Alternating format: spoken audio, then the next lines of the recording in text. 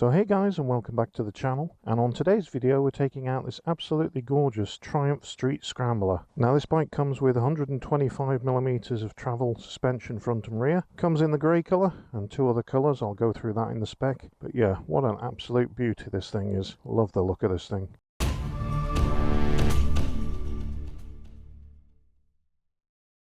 We're just down at Pine Lake.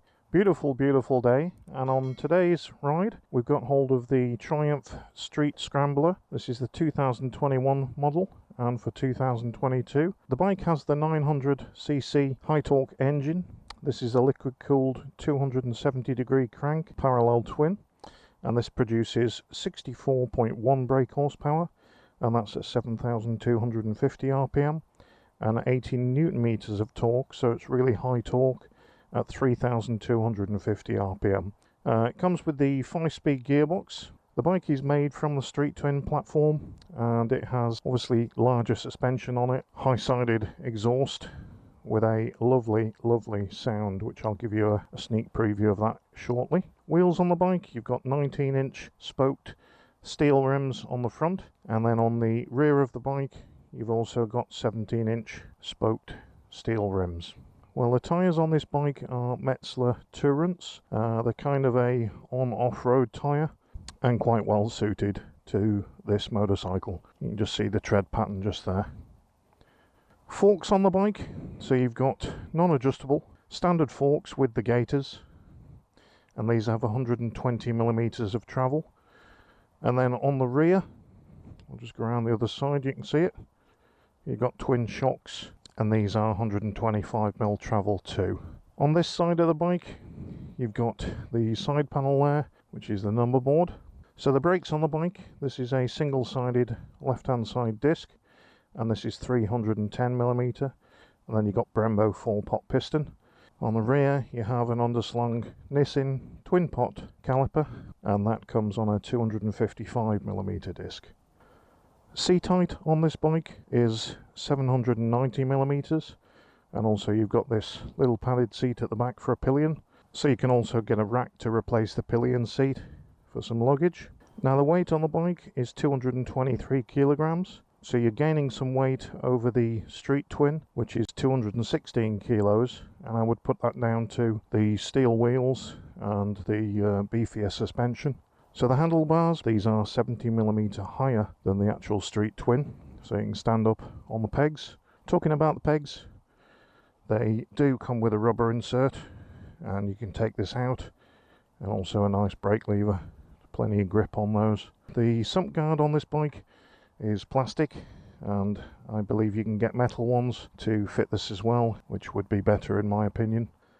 So colour schemes on the bike, this is the Urban Grey. I think this is really nice, really classic.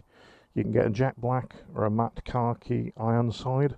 So pricing on the motorcycles, the cheapest one is the jet black at 9,500.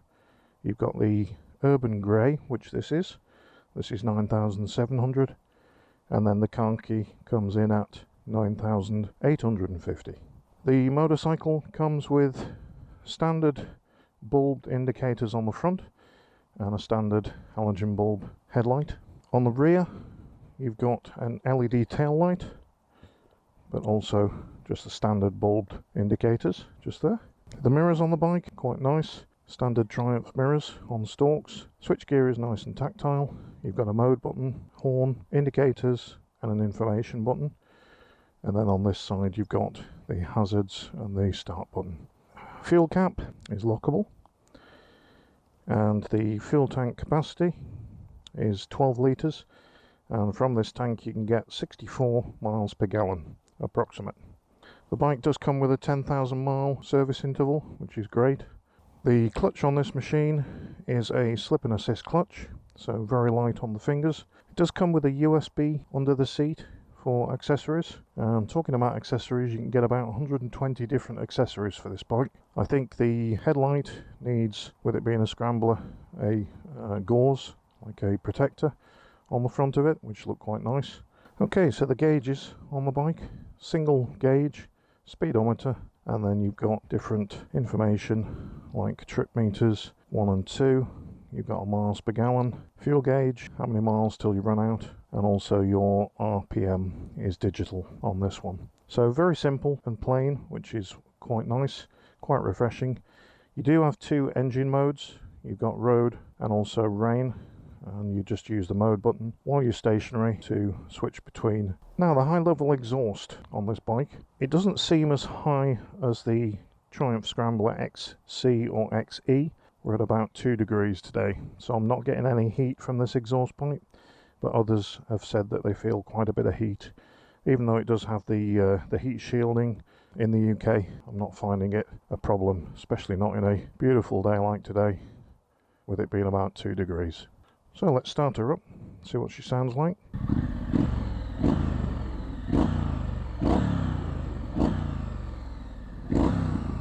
Absolutely beautiful sound.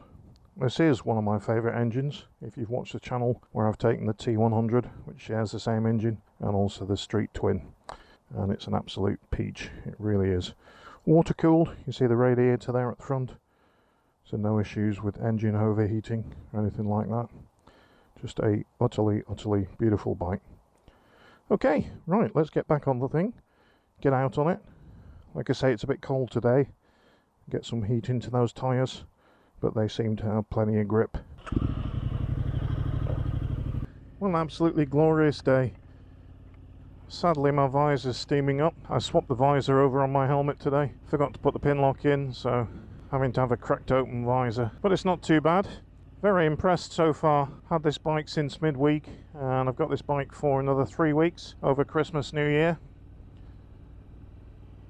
Didn't know what to expect. I've ridden the Street Twin and felt the Street Twin was a little bit small for me, with being 6'2" and 95 kilo, but the Street Scrambler with its bigger suspension and 120mm of travel certainly is a lot better.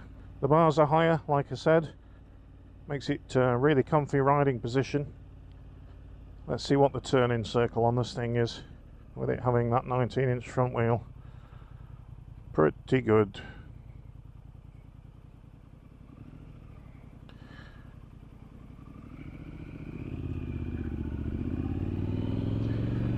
Really nice.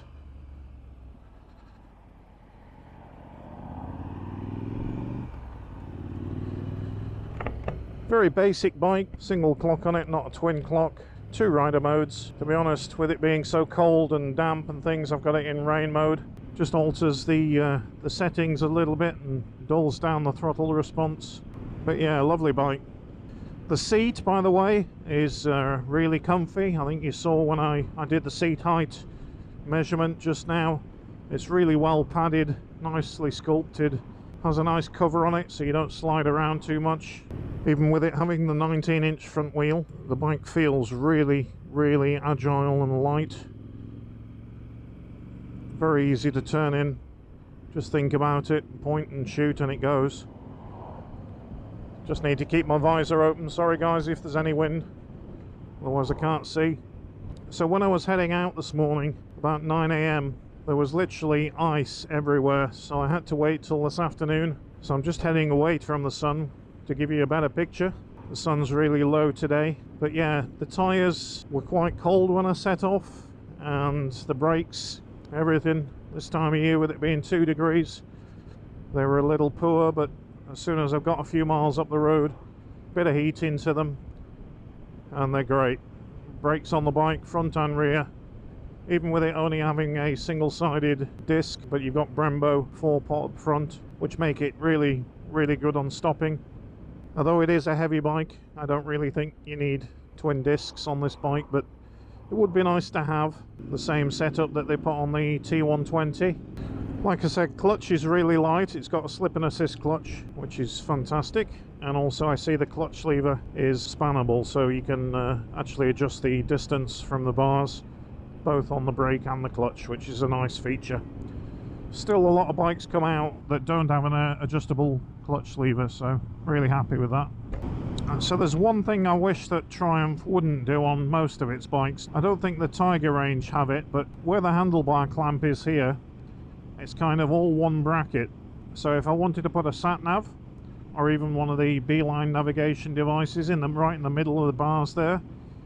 It makes it really difficult, and you can't really put any clamp around it. So I wish they'd just have two separate clamps and leave the center free. So if you're listening Triumph, maybe a thought for the future.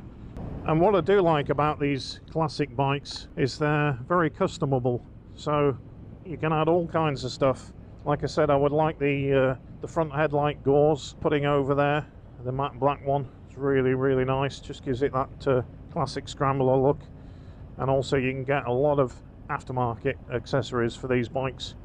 With the heavier wheels on this, I'm not sure, I will put it on screen if I get it wrong, but the spokes look to be in the center. I think the tyres are actually tubed and not tubeless.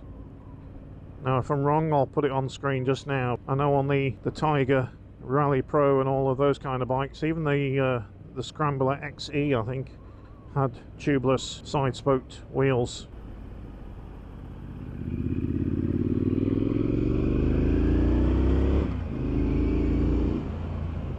Lovely sound from that engine. Absolutely beautiful. Looks like the fog's returning. It was like this all day yesterday. It was really bad. Actually, this isn't fog. This smells like a fire. Someone's burning something.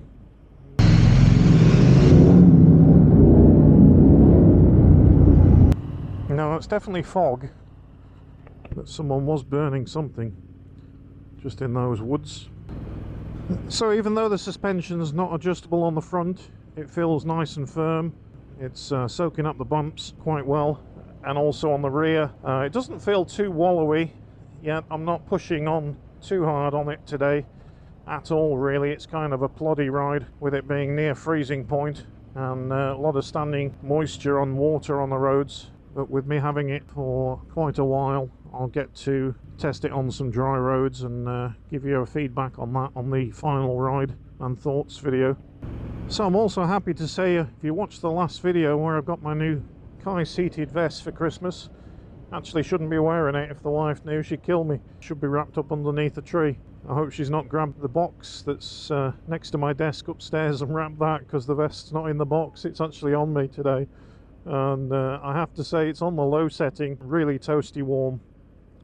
I'm actually wearing my RST Brixton jacket without the thermal liner, just so I can get my airbag vest over the top of the thermal vest. Yeah, I'm perfectly warm. No issues at all.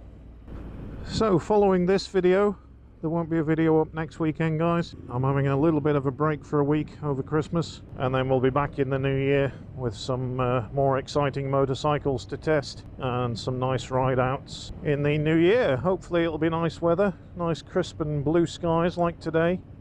If you've got any questions that you want to know about the Street Scrambler, then drop me a comment below, and appreciate it if you can like the video. And also, if you're not a subscriber to the channel, then hit that subscribe button, ding that bell for future videos coming up. I wish you all a Merry Christmas and a Happy New Year, and I'll catch you soon, guys. Cheers.